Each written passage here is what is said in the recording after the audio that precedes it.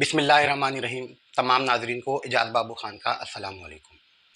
Sindh public service commission میں lecturer Urdu کے interview کی تیاری اور تحریری امتحان کی تیاری کرنے والے امیدواروں کے لیے ایک نئے موضوع کے ساتھ حاضر ہوئے ہیں۔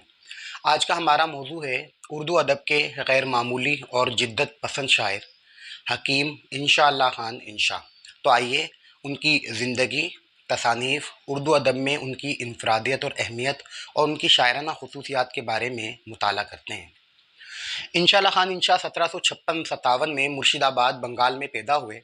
ان کے والد کا نام حکیم ماشاء اللہ خان تھا جو فارسی کے شاعر تھے اور مصدر تخلص کرتے تھے۔ انشا کی ابتدائی شعری تربیت ان کے والد کے زیر سایہ ہوئی۔ انشا اردو میں کسی کے شاگرد نہیں ہیں، لیکن فارسی میں مرزا فاخر مکین سے ان کا تعلق رہا۔ انشاء اللہ خان انشا غیر معمولی ذہین اور قابل تھے۔ حافظہ بلاغہ تھا۔ انہیں فقہ و حدیث، فلسفہ، منطق، صرف و نحو اور دیگر علوم پر بھی دسترس حاصل تھی۔ اس کے علاوہ اردو زبان و بیان، قواعد، اردو شاعری، عروض اور فن شعر پر بھی ان کی گرفت تھی۔ انشاء اللہ خان انشا اپنے زمانے میں ایک درباری شاعر کے طور پر بھی خاصے معروف تھے۔ ان کی طبیعت میں شوخی، ظرافت اور چھیڑ چھاڑ شامل تھی۔ انشا مختلف درباروں سے وابستہ رہے۔ آصف الدولہ، نواب سعادت علی خان اور شہزادہ سلیمان شکوہ کے دربار سے وابستہ رہے۔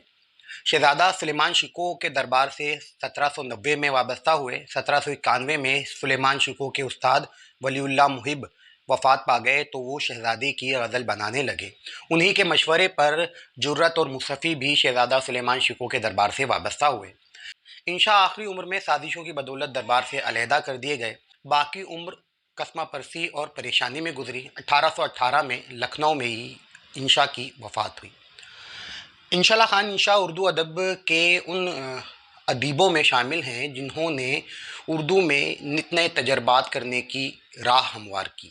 انشاء اللہ خان انشا کی نثری تصانیف میں دریائے لطافت، لطائف السعادت، ترکی روزنامچہ، کہانی رانی کیتکی کی اور سلک گوہر شامل ہیں۔ دریائے لطافت اردو زبان و قواعد پر لکھی گئی پہلی کتاب ہے جو فارسی زبان میں لکھی گئی۔ یہ تصنیف انشا نے نواب سعادت علی خان کی فرمائش پر لکھی۔ اس تصنیف میں انشا کے ساتھ مرزا حسن قتیل بھی شریک مصنف تھے۔ 475 صفحات کی اس تصنیف میں 309 صفحات انشا اور 166 صفحات مرزا حسن قتیل کے لکھے ہوئے ہیں۔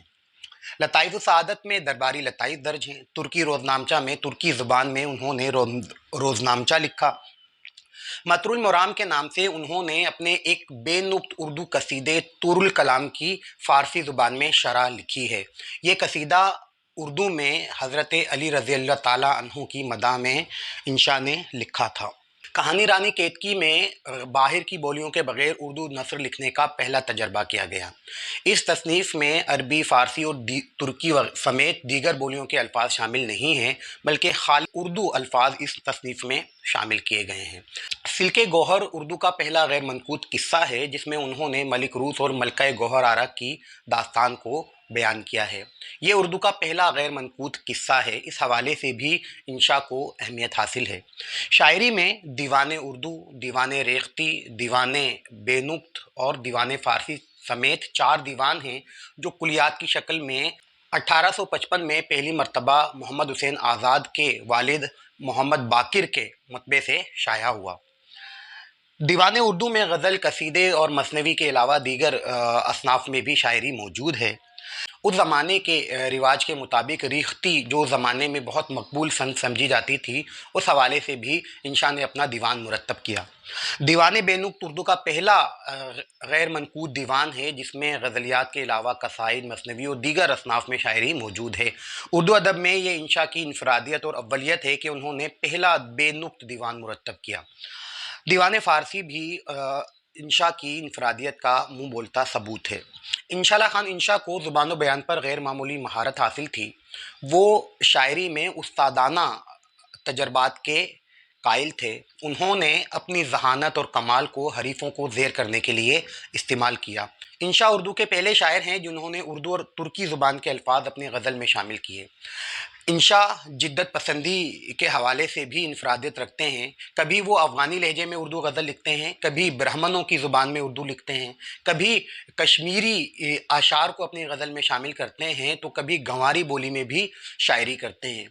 ये इंशा की इनफरादियत है जो उन्हें नित नए तजर्बात करने पर उकसाती है।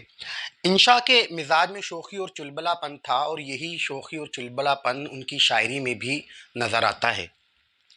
उर्दू नस्र और शायरी में जितने तजर्बात इंशा ने किए हैं, शायद ही किसी और शख्स ने उस ज़माने से लेकर आज तक किए हों। इंशा की उर्दू अदब में इनफरादियत यही है कि उन्होंने जो तजर्बात उर्दू अदब में किए हैं, उनकी कोई दूसरी मिसाल नहीं मिलती।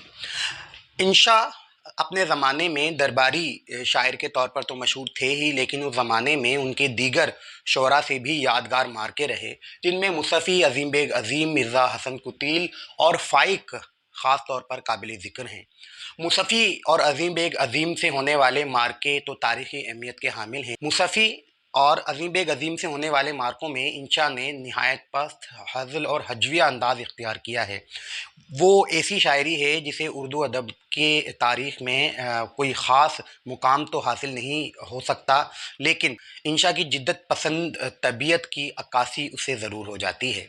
इंशाअल्लाह ख़ान इंशा ने अपनी तमाम सलाहियतें अपने हरीफ़ों को चोटें पहुंचाने और उन्हें नीचा दिखाने के लिए इस्तेमाल की। मोहम्मद हुसैन आज़ाद लिखते हैं कि इंशा के फ़ज़्ल व कमाल को शायरी ने खोया, और शायरी को सादत अली ख़ां की मुसाहिबत ने डुबोया। इंशा बहुत काबिल और ज़हीन आदमी थे, लेकिन दरबारी ज़िंदगी में उन्होंने जिस तरह अपने हरीफ़ों को ज़ेर करने की कोशिश की, उसी वजह से उनकी ज़िंदगी में बहुत से नशेब व फ़राज़ आए। मिर्ज़ा फ़रतुल्लाह बेग इंशा के हवाले से लिखते हैं कि उर्दू शायरी में इंशा एक ऐसी हस्ती गुजरी है जो अपनी इब्तिदा के लिहाज से अपने दौर के शोरा के लिए मुसीबत और इंतहा के लिहाज से दुनिया वालों के लिए इबरत थी।